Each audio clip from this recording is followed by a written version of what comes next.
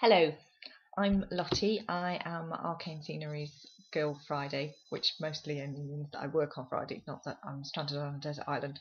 Um, I work for Arcane Scenery and I have almost never made a model. I tried one once.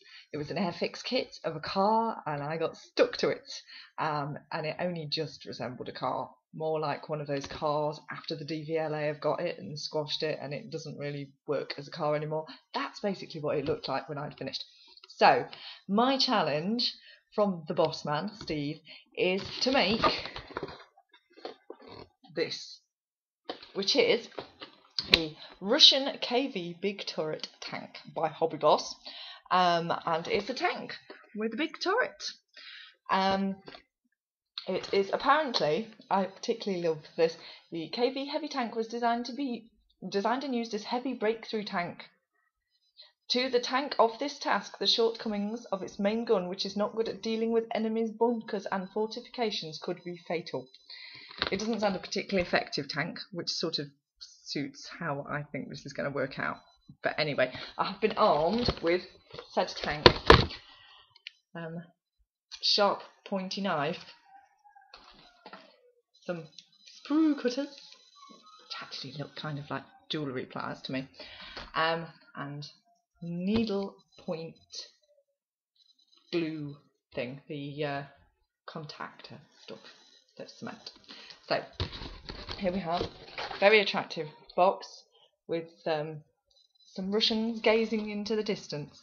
Everybody on these boxes looks rather like they're in a catalogue or a university prospectus or something. We're gazing very romantically, which I'm fairly sure people didn't do midway through Second World War. But anyway, let's see, open it all, and here we go. So we get a picture. What colour I should paint my tank if I get to that stage. I think there's a big if here. Green, basically. Green with some Russian on it. Incidentally, the boss man selected this tank for me because it reminded him of me. Derive from that what you will. Some instructions. This will be heftily used. I'm slightly concerned that it recommends I might need a drill, because I don't own one of those. I had to borrow these things, and sandpaper, which I also don't own. But oh, when I get to it. And bits of tank. Hobby Boss are actually one of the boss's favourite brands in the sort of cheaper section, and they are quite nice to look at, even as a neophyte, and they are quite pretty. They are quite small as well. I don't know if you can see. I'm slightly concerned at the tininess of all these pieces and my ability of losing things, but we'll deal with that too. Some slightly bigger bits. I'm less concerned about losing those. Some very nice shiny gold bits, which look quite attractive, don't they? The body bit, even I can identify that part. Some more wheel bits and a piece of paper. Okay. So, right. The terrifying part now, the instructions. This is part one, I should point out, of a not yet decided series. It depends how long it takes me. So here we have the instructions, which actually aren't as terrifying as I thought they might be. They're no worse than IKEA anyway. What we got? Drive sprockets, road wheels, support rollers. It's in both Chinese and English, which is at least something. And the steps are actually numbered.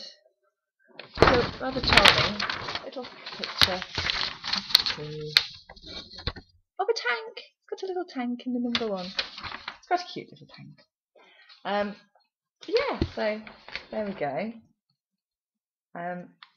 And the idea is that this will turn into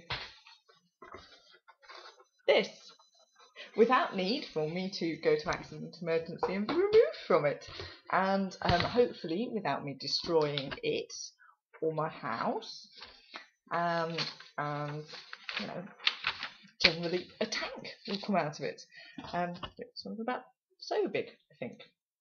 So anyway, this is part 1, and in part 2 we will go on to the actually getting things off here, which terrifies me because Steve said, oh, you're going to break those bits, they're too tiny. Don't worry, you'll break this, and you'll break this, and you'll break this, which sort of worries me that I'm going to actually end up with no tank to assemble. But we shall see.